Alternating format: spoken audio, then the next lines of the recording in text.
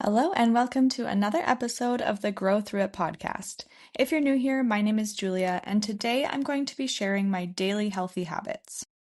These are things I do almost every day or once a week that really help me feel and be healthier, happier, and more organized.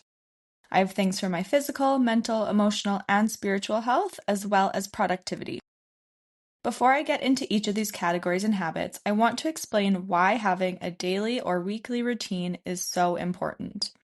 Having structure and a routine is a game changer if you want to level up your life. You need some sort of structure or plan in order to be productive and get the things done you want to get done.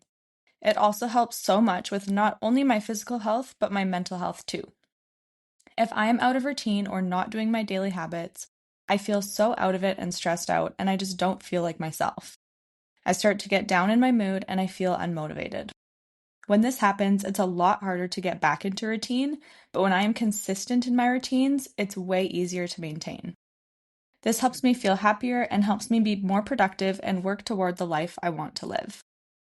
I just feel my absolute best when I'm doing these things, and it may sound like a lot, but I have created these habits over time. If you have not read the book Atomic Habits, I highly recommend it. It's one of the best books I've ever read, and it really helps you understand how to develop habits and add more habits without feeling overwhelmed. I'm sure you're already doing some of them, but maybe you'll hear a few more that you want to add. Maybe you don't have a routine at all and you want to develop one.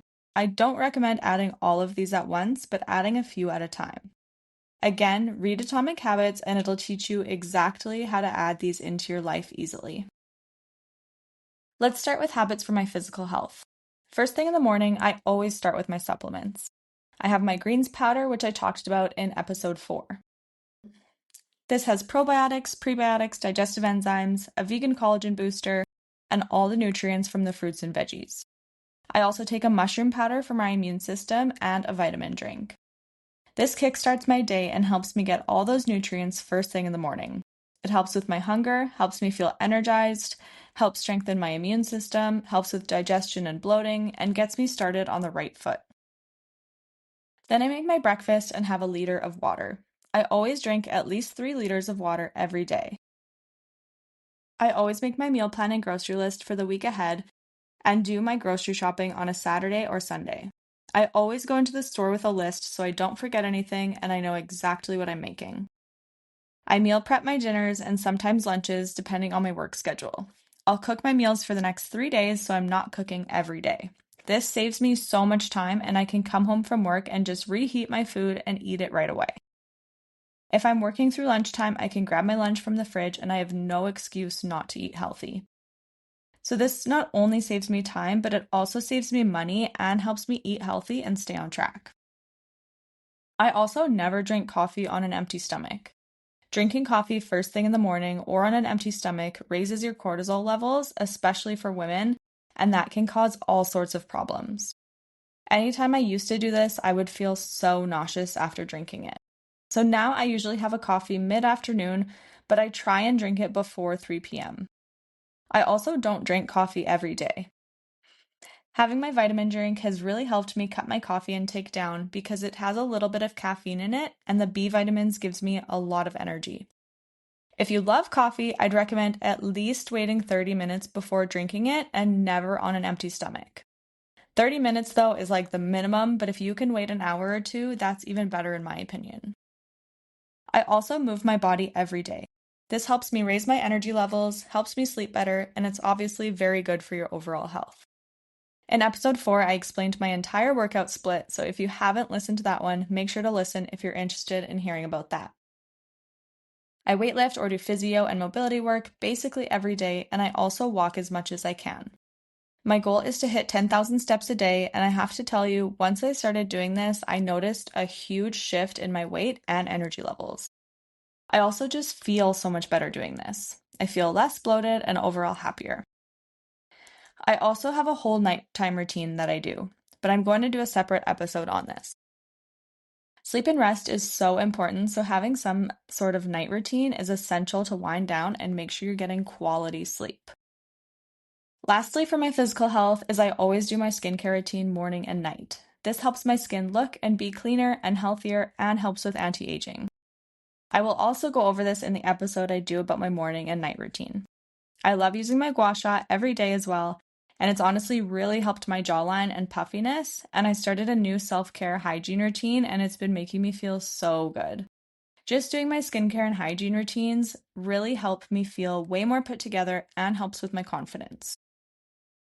So to recap my habits for physical health, I take my daily supplements, never skip breakfast, drink 3 liters of water, make a meal plan and grocery list and meal prep, never drink coffee on an empty stomach, move my body daily through weightlifting, mobility work, and walking, hit 10,000 steps a day, do my nighttime routine and skincare routine. Again, this may sound like a lot, but most of those things only take a few minutes, and I've developed them over time. I'd say if you don't do any of those, start with drinking 3 liters of water, getting 10,000 steps, and making a meal plan/grocery list.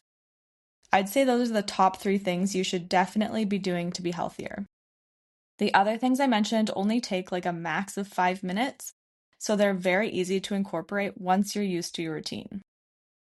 Next, let's go over my daily habits that help my mental and emotional health. Now, to be honest, all of these habits I've already mentioned and I'm going to mention throughout this episode all help my mental and emotional health, but these ones are more specifically targeted to those. So first of all, I do little check-ins with myself to see how I'm feeling. I think about how I'm feeling emotionally and why I might be feeling that way. I ask myself what would help me feel better if I'm feeling a little down, and I also ask if it's really an issue or if I'm just getting overwhelmed. Lots of time, nothing really happened for me to feel sad or angry. It may have just been little things throughout the day, or I might just be tired or hungry. I figure out why I'm feeling the way I am and think of solutions to fix it. Usually, just noticing how I'm feeling and understanding that nothing is actually wrong, I calm down right away. Sometimes, if I'm still feeling that way after I've eaten or I'm not tired and can't quite figure it out, I go to gratitude. I think of things in my life that are good and make me feel happy, and I name them in my head. Or I just find 5 things that happened that day that I'm grateful for. One thing that really changed my life actually is redirecting frustration into gratitude. For example, I missed my exit on the way home from work. Instead of being annoyed and frustrated, I just tell myself that I was meant to go this way instead today. Maybe something would have happened if I went the other way. Or if a line is taking too long, I just think that maybe this will delay me a little, but that could be because I'm about to meet someone really cool. Or again, something could have happened on the way home that now won't because I'm here instead. It has saved me so much anger and frustration just by changing the story in my head. Another example is when people are tailgating me or driving really fast. Initially, this does make me angry because obviously it's unsafe. But instead of dwelling on it, I just assume that they're having an emergency and need to get somewhere as quickly as possible. This really shifts my mindset, and it's so simple. Another thing that helps put me in a good headspace is listening to a podcast. I listen to podcasts every single day. Some days it will be a personal development one, other days it might be a business one, maybe a spiritual one. I listen to a paranormal one all the time, or I'll listen to a comedy one. It really depends on my mood and what I'm feeling. If you're like me and love true crime or paranormal podcasts, just know that this can lower your mood and cause anxiety. I still love listening to them, but I make sure to balance it out. I went through a phase where I only listened to the paranormal podcast I like, called Two Girls, One Ghost. But I noticed my mood was changing and I wasn't feeling as happy and optimistic. I still listen to that one a lot, but I also balance it out with uplifting podcasts too. I also love listening to good music. I'll either listen to chill music that makes me feel good, or sometimes I'll listen to like throwback music or songs that I love to sing along to. It instantly puts me in a happy mood. Reading is also something that I've always really enjoyed, and since I started reading more personal development or business-focused books, it's helped me in so many ways. You can learn so much from reading books, and it can truly change your life. Even if you just take one small thing away from each book you read, that's more knowledge and growth than you had before. I personally read 10 pages every day, which is super doable. So over the last few episodes, I've made a couple book recommendations. I have so many depending on what you're interested in, but I'll leave a few here now. Literally any book by Brianna Wiest, but my favorites by her are 101 Essays That Will Change the Way You Think, And when you're ready, this is how you heal. I also again highly recommend Atomic Habits by James Clear and Can't Hurt Me by David Goggins. Another one I recently read is When the Body Says No by Gabor Mate, and that one was super interesting and eye-opening. If you want more book recommendations, let me know and I'd be happy to share. So to recap emotional and mental habits, I check in with how I'm feeling, list my gratitudes, create stories with a more positive meaning, listen to podcasts, listen to music, and read books. I do feel like these ones are quite simple to add, but the one I kind of started with in my personal development journey was listening to podcasts.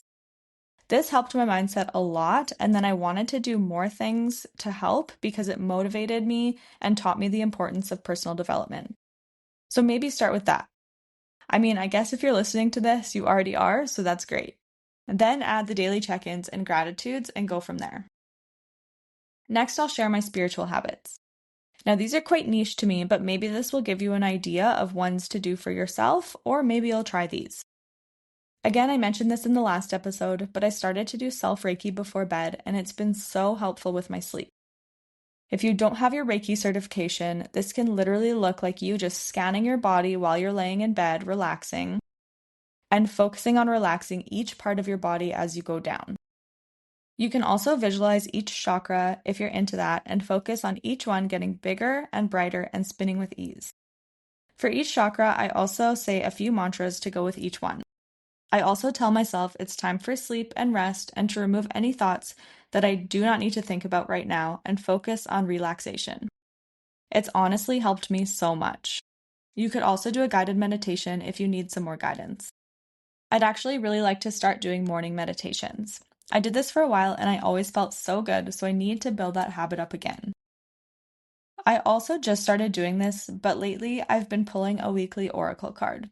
This is just a fun little thing and helps give me a focus for the week. I don't take it too seriously, but focusing on that word or symbol for the week is really fun and inspires me. This week's card is willpower. In the little book it comes with, it talked about how you just have to keep going even if people don't believe in you. I really liked this card and it's a great reminder for me when I'm getting discouraged. If you add anything spiritual to your weekly or daily habits, I'd recommend the meditation or Reiki. It's a great way to unwind and slow your thoughts. Lastly, I'll share my habits that help me be more productive. I heard this so long ago, and I want to say it was Mel Robbins, but I'm not 100% sure. But I heard that the simple act of making your bed in the morning can actually help you become more productive and successful. I heard that people who make their beds in the morning are generally more successful people. It also is just so simple and proves to your brain that if you can do that, you can do anything that day. Instantly after hearing that, I always make my bed, and I was the type of person to never care before. And it actually does help me feel better. When I walk into my room and it's not made because Paul was the last out of bed, it just makes me feel disorganized and messy. But walking into my room and it's made, I don't even know how to describe it, but I feel more put together and good. It's become such a habit for me now that I don't even think about it. I get out of bed and I immediately make the bed. This also helps me not want to crawl back into bed in the morning. I also started cleaning up every day. Whether this is actually cleaning certain rooms like the bathrooms or kitchen, or simply just tidying up. Again, this does not take long, but this helps me be so much more organized and helps me want to be more productive. When things are messy like the bed or there's papers on the counter or dishes in the sink, I feel disorganized and overwhelmed. So when I clean them up right away, or at least before bed, I feel organized and ready for the day. Again, this is kind of hard to describe, but I would bet that if you started tidying up before bed or during the day, it'll make you want to get more things done. I also plan out my week in my planner or on my calendar in my phone. I just got this new planner recently and I've been loving it. I write out what I need to do each day, like my work schedule, my workouts, appointments, and anything else I need. I also have a to-do list section for each week, and I write everything I need to do that week and check it off as I go. This ensures that I get things done that I need to, and the act of checking it off makes me feel accomplished. This also helps me stay organized so I don't miss anything. I got this planner from Indigo, and it's one from August 2024 to December 2025. and a bunch of those ones are on clearance right now, so it's a great time to grab one. There's also a ton of apps you can use for this, and I've tried some in the past, but honestly, I prefer a paper copy. I do use a daily habit tracker app, though, that I love, but I use the journal for my schedule. The app I use to track my habits is literally just called Habit Tracker, and I do use the paid version, but there is a free one as well. This helps me stay on track with habits that I'm working on. I started using this during 75 Hard to track those things, and now I'm doing a different version that I altered called 75 Hotter. So I use the app to track that. Last thing I'll talk about is using Pinterest as your inspiration. So instead of scrolling TikTok, which I'll admit I am guilty of, I'm trying to use Pinterest more, especially in the morning. I have a board for 2024 goals, now 2025 goals. I have one for future house goals, outfit inspo, and life goals. I find pins that look like a life I want to live, and scrolling through that and seeing pictures of what you want your life to look like instead of drama-filled TikToks is so much more beneficial. Being transparent, this is a habit I am trying to build, and I'm not quite there yet. TikTok is very addicting. But if I want to better my life, I know that this will help me. So, recapping productivity habits. I talked about making your bed first thing in the morning, cleaning up your area, planning out your week, and using Pinterest instead of TikTok or Instagram. I'd start with making your bed if you only want to add one right now. That's what I started with, and it's such a small, simple thing, but it actually helps a lot. When I first met Paul, he always talked about doing things in his day that are a non-negotiable. He said doing other things that don't really add value to his life just seems like kind of a waste of time. I didn't really understand this fully at first until recently.